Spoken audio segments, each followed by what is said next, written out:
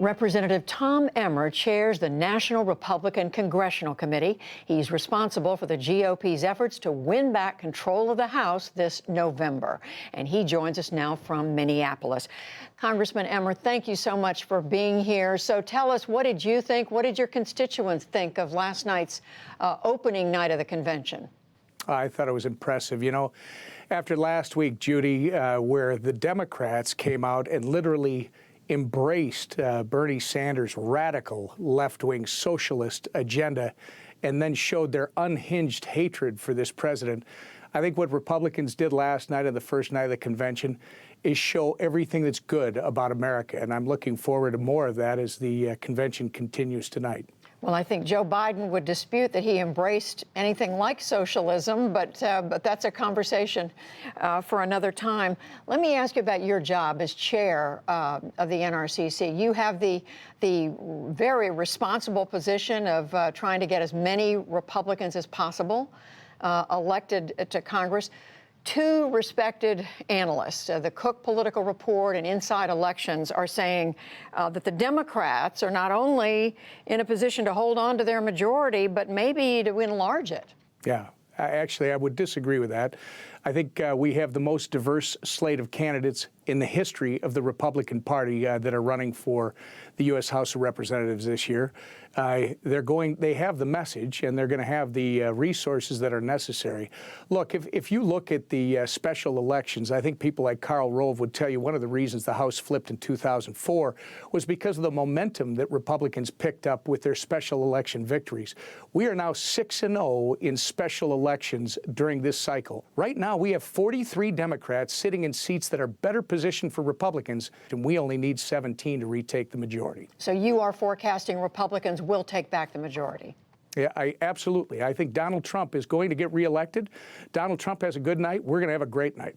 Let me ask you about something that the Republican Congressional Committee has issued. You've made statements referring to Democratic Congressman Max Rose of New York State as Little Max. Now, this is somebody who served in Afghanistan. He was led an Army platoon, wounded in combat, got a Bronze Star. Is that an appropriate label for him? Actually, what the National Republican Congressional Committee does is we are the campaign arm, much like the DCCC on the other side in the House. Our job is to make sure that we compare and contrast these candidates. And what we have done, Judy, is we've made it very clear that these Democrats ran in the fall of 2018 as moderates. And they've come to Washington, D.C. and been just the opposite. They're not going to have to run on that record. And I'll tell you, you said that Joe Biden hasn't embraced Bernie Sanders' socialist agenda, but these folks have been voting for tax increases, incredible tax increases, amnesty, and socialist proposals like the Green New Deal and Medicare for All. This is why Republicans are going to win a majority in the House in 70 days. Well, Joe Biden has not embraced those things, neither the Green New Deal nor Medicare for All. Just quickly, though, Congressman Emmer, let me ask you about the number of Republicans running for Congress this year who have endorsed the so-called QAnon conspiracy theories. Among them, Marjorie Taylor Greene in Georgia. She has said that Nancy Pelosi committed treason, should be executed. She said that Holocaust survivor George Soros collaborated with the Nazis. Is she a candidate that the NRCC is supporting? So we put out our list of targeted races 18 months ago, Judy. There are 55 targeted races that we're looking at. The top 30 Donald Trump won in 2016. The top 13 he won by 6 points or more, and several of them by double digits. Those are the races that we need to take back the majority. And I would say, I understand that people would like to say that this is my grandfather's Joe Biden, but when Barack Obama says himself that essentially Joe Biden and Bernie Sanders are the same, which he just did within the last week, I would beg to disagree with you, and I think the American public is going to know.